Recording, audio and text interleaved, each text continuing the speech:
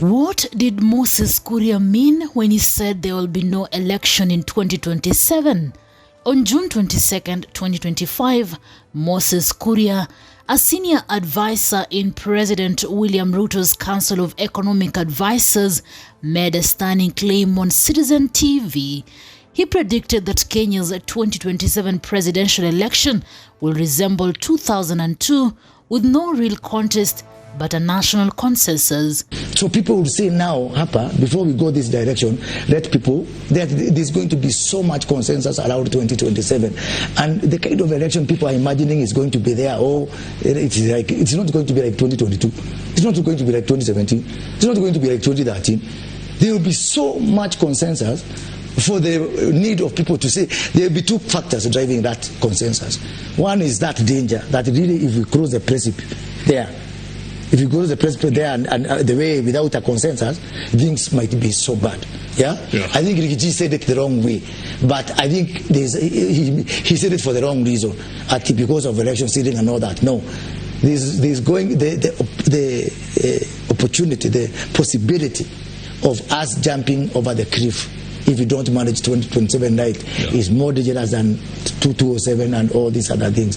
And that will be the impetus, that will be the incentive that is going to make people sit around the table and say, to save this country, we are going to do where utapata hii, where utapata hii, where utapata hii ingine. His words have sparked intense debate about Kenya's political future. Let's dive into what is said and what it could mean. Kuria's reference to 2002 is key.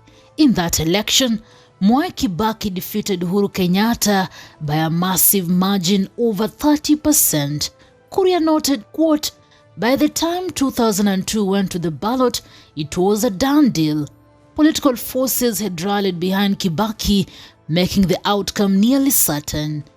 Let me ask you, 2002, was there an election? There was. Kibaki. Yes. Kibaki had been pre-agreed. Have you ever seen that margin again? No. Ilikuwa ngapi? 71 to 20 something. Is that an election? That is almost like we're almost rivaling Museveni with his 98%. So for 2027, Kuria foresees a similar scenario. So kuna watu, there's some people who are doing exams, who are doing practice for a football match that will not happen. There will not be that kind of what are you trying to say? Content. There's not going to be an election in 2027 for presidential. Say that again. Yes, there's not going to be a contest. To clarify, he's not saying the election will not occur, but that major players will agree on a candidate beforehand, avoiding the fierce battles of 2013 or 2017. Unfortunately, that is not the game some people are practicing for. Some people are practicing for football, and it is going to be a tennis match. Let's break down that analogy. Football is chaotic, competitive, and team-driven, much like Kenya's recent elections. A tennis match, as Kuria put it, is more controlled, often one-on-one, suggesting a pre-arranged outcome. He said, quote, "There is not going to be that kind of presidential contest," he stressed, warning politicians against expecting a typical campaign. Kuria framed this consensus as a necessity. He presented it as a choice between chaos and stability, urging leaders to prioritize peace. Wazee wataketi chini. They say we have two options. Go Rwanda way, destroy the nation Rwanda way, or let's agree. Let there be honor among, I don't say this, but among men and women. Let there be honor among men and women. Because the opportunity rose. The alternative will be too dire to fathom. He also touted his own influence. This one? Yes. Of course. This one is a consensus builder. He's a peaceman.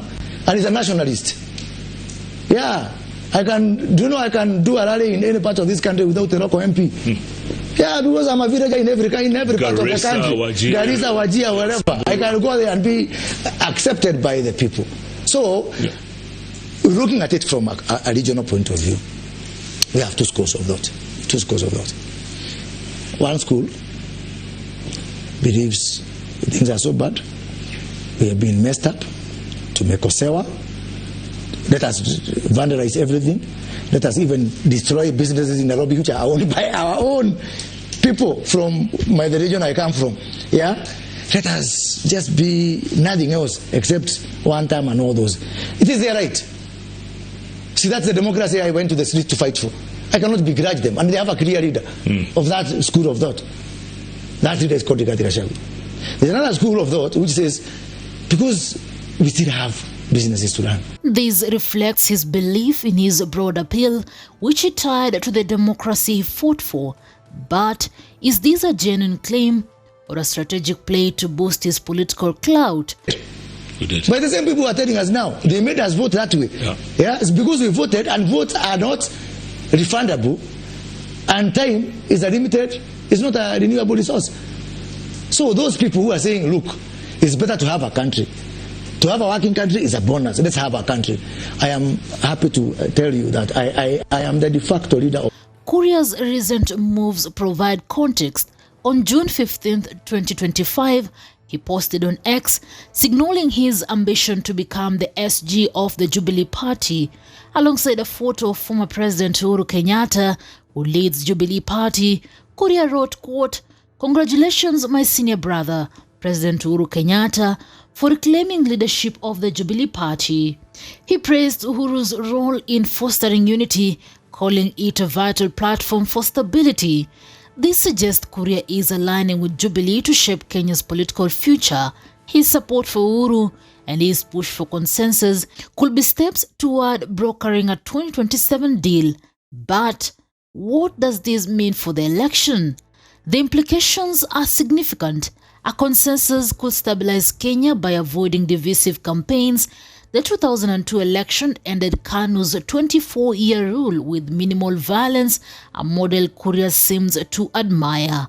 However, a pre-agreed candidate could raise democratic concerns. If leaders decide behind closed doors, will voters feel sidelined? Moses Kuria's prediction also disrupts current political plans. Leaders like Deputy President Kithure Kindiki or opposition figures may need to rethink their strategies if a deal materializes. Meanwhile, Kuria's Jubilee ambitions position him as a potential power broker, using his advisory role and connections to influence the outcome. So, what did Moses Kuria mean? He is predicting a 2027 election defined by agreement, not competition, echoing 2002 election. His call for unity, paired with his Jubilee move, shows he is actively working toward this vision. Whether it brings peace or sparks controversy depends on how leaders and voters respond. Kenya faces a pivotal moment. Will 2027 see a unified front as Kuria hopes, or new tensions? Kuria's words have set the stage for a dramatic political showdown. Stay tuned for updates on the road to 2027. Newsroom, Maisha TV, reader Kuria Chebet.